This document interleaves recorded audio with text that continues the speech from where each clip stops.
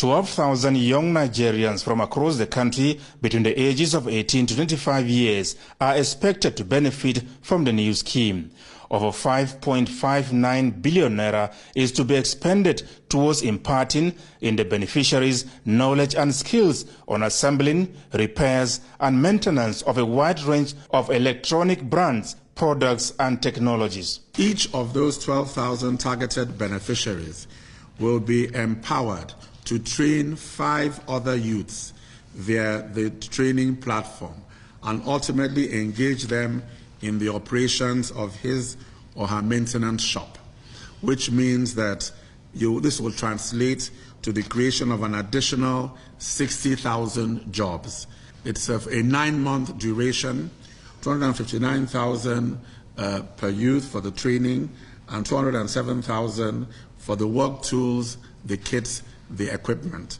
So the idea is to ensure that we have our youths trained and capable of handling all these electronic equipment.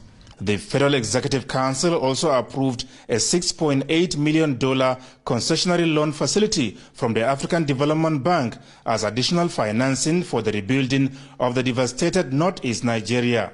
The facility, which has a 1% interest rate payable in 30 years, is to be spent on inclusive basic service delivery as well as livelihoods empowerment integrated program.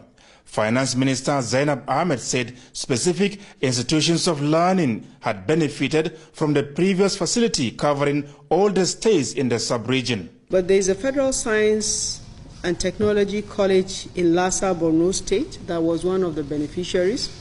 Because of the insurgency, it suffered severely, but the projects could not be carried out because of the activities of the insurgents. So now what we are trying to do is to go back to this particular institution to make sure that we're able to rehabilitate the institution and also undertake a complete skills training and vocational education project that would mitigate the challenges that the institution has had. The minister has also been given the go-ahead to appoint transaction parties for the promissory note program and bond issuance for the settlement of inherited local debt as well as contractual obligations of the federal government.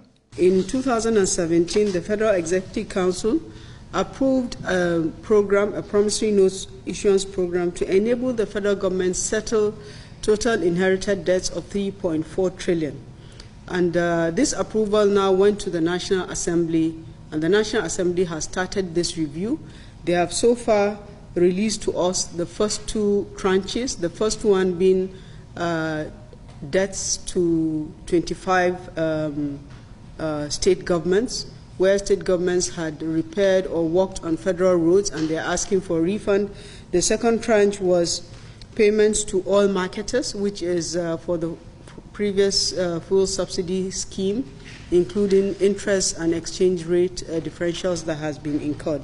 There are 12 categories, but so far the National Assembly has only sent in 2 categories which we are working on. The total cost of the 3-part consultancies, including the selection of an international accountancy firm as well as joint financial and legal advisors, is put at 689.9 million naira. From the State House, Adamu Sambu, NTA News.